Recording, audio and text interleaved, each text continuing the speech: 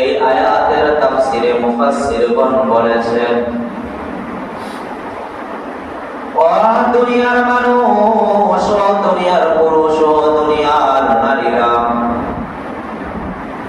দুনিয়ার মধ্যে সুন্দর সুন্দর জিনিস বানিয়েছেন আল্লাহ। ফুল বানিয়েছেন আল্লাহ। আল্লাহ রাব্বুল আলামিন কখনো ফুলের দিকে তাকায় না। আল্লাহ রাব্বুল আলামিন কখনো ফুলের ঘ্রাণ পর্যন্ত নেয় না। ও দুনিয়ার মানুষ, বাগানের সৌন্দর্য দান করেছেন আল্লাহ, কিন্তু আল্লাহ রাব্বুল আলামিন কখনো বাগানের দিকে তাকায় না। কিন্তু দেখেন, দেখা এক জিনিস, তাকানো আরেক জিনিস। রাস্তা দিয়ে হাঁটতেছেন, চোখের সামনে অনেক কিছু পড়ে। বাজারে গিয়েছেন, চোখের সামনে অনেক কিছু পড়ে, অনেক কিছু দেখেন, কিন্তু ওইটার দিকে আপনি তাকান না। আপনি যেই উদ্দেশ্যে বাজারে গিয়েছেন, যেই জিনিসের প্রতি আপনার মূল আকর্ষণ, যেই জিনিস আপনি ক্রয় করতে গিয়েছেন, যেই জিনিস আপনি কিনতে গিয়েছেন, যেই জিনিস আপনি বাজার থেকে বাড়িতে আনতে গিয়েছেন, মূলত আপনি ওই জিনিসটার দিকেই তাকান। কি বলেন, ঠিক কিনা? বাজারের মধ্যে সাপের খেলাও পাওয়া যায়, বাজারের মধ্যে অনেক কিছু পাওয়া যায়, অনেক কিছু দেখা যায়, কিন্তু বুদ্ধিমান তো তারা সাপের খেলা দেখে দেখে সাপের খেলার দিকে তাকায় সময় নষ্ট করে না। যেই জিনিসের জন্য গিয়েছে ওই জিনিস আগে ক্রয় করে। কি বলেন, ঠিক কিনা? এই জন্যই বলতেছিলাম যে দেখা এক জিনিস, তাকানো আরেক জিনিস। দেখা হচ্ছে আমার ইচ্ছা নাই, তারপর চোখের সামনে পড়েছে, এটার নাম হচ্ছে দেখা। আরেকটা হচ্ছে যে আমি দেখতেছি, কিন্তু ওটার দিকে আমি মন থেকে তাকিয়েছি যে দেখি জিনিসটা কি, ওটার নাম হলো তাকান।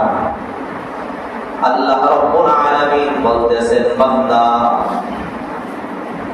দুনিয়ার সমস্ত সৌন্দর্য আমি দান করলাম, ফুলের সৌন্দর্য দান করলাম, ফুলের দিকে আমি তাকাই না। বাগানের সৌন্দর্য দান করলাম, কিন্তু বাগানের দিকে আমি তাকাই না। মাছের সৌন্দর্য দান করলাম, মাছ নামক বস্তু বলতে আমরা শুধু পানির মধ্যে যা থাকে ওটাকে আমরা মাছ বলি, কিন্তু মাছের মধ্যে বিভিন্ন প্রকার রয়েছে। ইলিশ মাছের সৌন্দর্য এক রকম, নলা মাছের সৌন্দর্য আরেক রকম, বোয়াল মাছের সৌন্দর্য আরেক রকম, ইলিশ মাছের স্বাদ এক রকম, পাঙ্গাসের স্বাদ আরেক রকম, তেলাপিয়ার স্বাদ আরেক রকম, বোয়ালের স্বাদ আরেক রকম। ভিন্ন ভিন্ন স্বাদ দিয়ে আমি বানাইলাম, ভিন্ন ভিন্ন সৌন্দর্য দিয়ে আমি বানাইলাম। বান্দা, যতই সৌন্দর্য হোক না কেন, এগুলা সব কিছু আমার সৃষ্টি, কিন্তু আমি রব্বুল আলামিনের জন্য কিছু বানাই নাই। যা কিছু বানিয়েছি, মাছ বলো, গাছ বলো, ফুল বলো, বাগান বলো, যা কিছু বানিয়েছি সব কিছু বান্দা তোমাদের জন্য। বান্দা, গরু বানিয়েছি, গরু আমার জন্য বানাই নাই, তোমাদের উপকারের জন্য বানিয়েছি। বান্দা, গরুর দুধের মধ্যে সমস্ত পরিমাণ ভিটামিন রয়েছে, সমস্ত পরিমাণ ক্যালসিয়াম রয়েছে। দুনিয়ার সমস্ত খাবারের মধ্যে যা কিছু রয়েছে একত্রিত করলে যত ভিটামিন হবে, যত ক্যালসিয়াম হবে, একটা সাদা পানির মতো দুধের মধ্যে আমি সমস্ত ভিটামিন ক্যালসিয়াম দিয়ে রেখেছি। যাই কিছু দেই না কেন বান্দা, এই ভিটামিন আমার কোনো কাজে আসে না, এই ক্যালসিয়াম আমার কোনো কাজে আসে না। বান্দা, এগুলা কাজে আসে তোমাদের। এগুলো দুধের দিকে আমি তাকাই না, গরুর দিকে আমি তাকাই না, বাঘের দিকে আমি তাকাই না, সিংহের দিকে আমি তাকাই না। বান্দা, কখনো কখনো সৌন্দর্য দেখার জন্য তোমরা চিড়িয়াখানায় চলে যাও, কখনো কখনো পূর্ব পুরুষদের স্মৃতিচারণের জন্য তোমরা জাদুঘরে চলে যাও। আমি চিড়িয়াখানার দিকেও তাকাই না, আমি জাদুঘরের দিকেও তাকাই না, আমি নদীর দিকেও তাকাই না। বান্দা সাগরের সৌন্দর্য দেখার জন্য কখনো কখনো সাগর কন্যা, কখনো কখনো সমুদ্র সৈকতে চলে যাও, কখনো কখনো কক্সবাজার চলে যাও, কখনো কখনো বরিশালের কুয়াকাটায় চলে যাও। বান্দা এত সৌন্দর্য দিয়েছি, কোন সৌন্দর্যের দিকে আমি তাকাই না। আল্লাহ রাব্বুল আলামিন বলতেছেন ওয়া তাওয়াক্কাল আলাল্লাহ আল্লাযী ইয়ারাকা হিনা তাকুম। আল্লাহ রাব্বুল আলামিন দুনিয়ার কোন সৌন্দর্যের দিকে তাকায় না। আল্লাযী ইয়ারাকা হিনা তাকুম। আল্লাহ রাব্বুল আলামিন শুধু একটা জিনিসের দিকে তাকায়, বান্দা কে চেয়ারম্যান সেদিকেও তাকায় না, কে মেম্বার সেদিকেও তাকায় না, কে জুলুম করে সেদিকেও তাকায় না, কে কি করে সেদিকেও তাকায় না, কার ক্ষমতা আছে রব্বুল আলামিন সেদিকেও তাকায় না। আল্লাহ রব্বুল আলামিন তাকায় তার বান্দার দিকে। বান্দাটা যদি কৃষক হয় তবুও বান্দার দিকে তাকায়, বান্দাটা যদি মুজি হয় তারপর রব্বুল আলামিন বান্দার দিকে তাকায়, বান্দাটা যদি গরিব হয় তারপরে রব্বুল আলামিন বান্দার দিকে তাকায়। কোন বান্দার দিকে তাকায়? যেই বান্দা নামাজের মধ্যে দণ্ডায়মান হয়ে যায়, যেই বান্দা নামাজের মধ্যে দাঁড়িয়ে যায়। আল্লাহ রাব্বুল আলামিন বলতেছে ওয়া তাওয়াক্কাল ওয়া তাকাল্লুবাকা ফিস সাজিদিন। আল্লাহ রাব্বুল আলামিন তার দিকে তাকায়, আল্লাহ রাব্বুল আলামিন তাকে মুক্তার কুদরতি নজর দিয়ে দেখেন।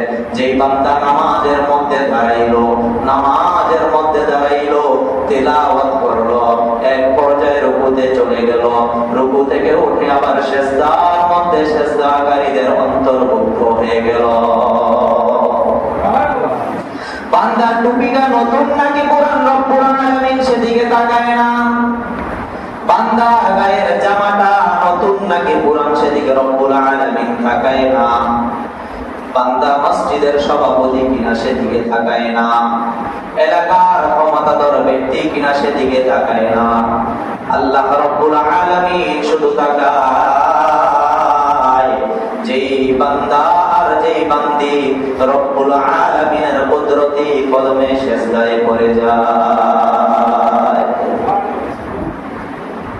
তার মানে বোঝা গেল রব্বুল আলামিনের কাছে ওই মানুষগুলাই সবচাইতে বেশি দামি, যেই মানুষগুলো নামাজের মধ্যে দাঁড়িয়ে যায়, যেই মানুষগুলো সিজদার মধ্যে চলে যায়, যেই মানুষগুলো সিজদাকারীদের সঙ্গে সিজদা করে।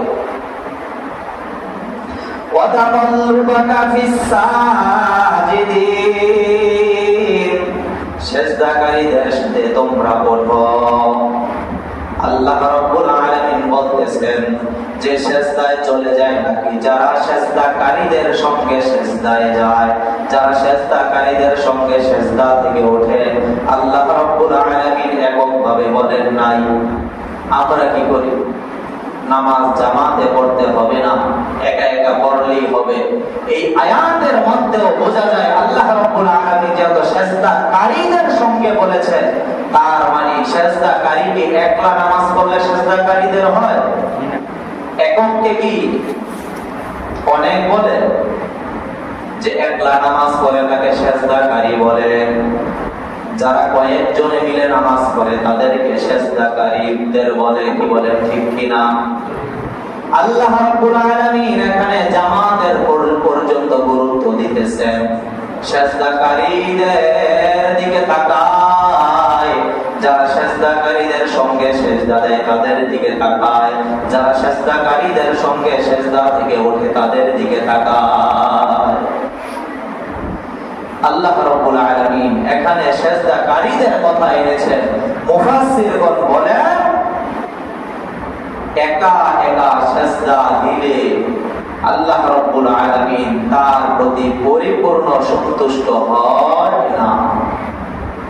অনেকে আছে ঘরে একা একা নামাজ পড়ে, অথবা এটাও মুফাসসিরগণ বলেন এরকমও হতে পারে, আমি একা একা মসজিদে গেলাম কিন্তু আমার সন্তানকে আমি সঙ্গে নিয়ে গেলাম না।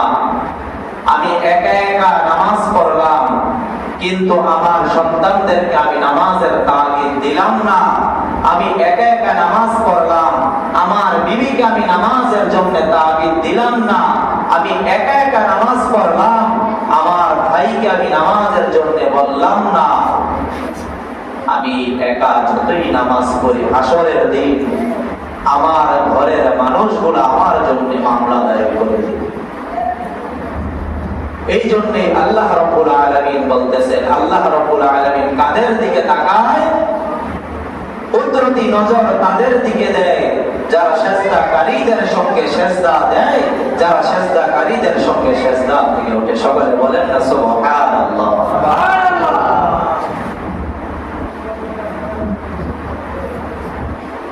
আল্লাহ রাব্বুল আলামিন বলতেছেন, বান্দা আমি তাদের দিকে তাকাই যারা সেজদাকারীদের সঙ্গে সেজদা দেয়, যারা রুকুকারীদের সঙ্গে রুকু দেয়, যারা নামাজীদের সঙ্গে নামাজে দাঁড়িয়ে যায়। আল্লাহ রাব্বুল আলামিন বলতেছেন, আমি কুদরতি ভাবে তার দিকে তাকিয়ে থাকি। তার টুপিটা কোরআন না নতুন সেদিকে তাকায় না, কার গায়ের জামাটা দামি কাপড়ের সেদিকে তাকায় না, কার জুতাগুলা নতুন জুতা পায়ে দিয়ে মসজিদের দিকে হেঁটে আসে সেদিকে তাকায় না। আল্লাহ রাব্বুল আলামিন বলতেছেন, একজন ইমানদার যদি গরিব হয় সে আমার কাছে প্রিয়, একজন শ্রমিক যদি হয় তবুও সে আমার কাছে প্রিয়, একজন মুচিও যদি হয় তবুও সে আমার কাছে প্রিয়। আর অন্যদিকে গোটা পৃথিবীর বাদশাহ যদি হয়, সব চাইতে ক্ষমতাধর ব্যক্তিও যদি হয়, যদি তার ভিতরে ঈমান না থাকে, যদি তার ভিতরে আমল না থাকে, যদি সে নামাজ না পড়ে, যদি সে রুকুকারীদের সঙ্গে রুকু না দেয়, যদি সে সেজদাকারীদের সঙ্গে সেজদা না দেয়, তবে তার ক্ষমতার বাহাদুরি থাকতে পারে, তার বাদশাহিত্ব থাকতে পারে। ওই যে একজন সামান্য মুচির আমার কাছে যে পরিমাণ দাম আছে, ওই যে একজন সামান্য রিক্সা চালকের আমার কাছে যে পরিমাণ দাম আছে, ওই যে একজন সামান্য শ্রমিকের আমার কাছে যে পরিমাণ দাম আছে, গোটা পৃথিবী একদিকে করলেও, গোটা পৃথিবীর বাদশাহিত্ব একদিকে করলেও, ওই যে আমার ইমানদার শ্রমিকের সমপরিমাণ মূল্য তার হবে না। হাশরের ময়দানে আল্লাহ রাব্বুল আলামিন দেখবেন ওই বান্দাদেরকে যে কারা দুনিয়াতে রুকুকারীদের সঙ্গে রুকু দিয়েছেন, কারা সেজদাকারীদের সঙ্গে সেজদা দিয়েছেন। আল্লাহ রাব্বুল আলামিন আপনাকে আমাকে সহ প্রত্যেকেরই রুকুকারীদের সঙ্গে দুনিয়াতে বসবাস করার তৌফিক দান করুন, সেজদাকারীদের বন্ধু অন্তর্ভুক্ত করুন। এমন একজন বন্ধু দুনিয়াতে নির্বাচন করব যে আমার বন্ধুটা যেন সেজদাকারীদের অন্তর্ভুক্ত হয়ে যায়, আমিও যেন সেই সেজদাকারীদের অন্তর্ভুক্ত হয়ে যাই। কি বলেন, ঠিক কি?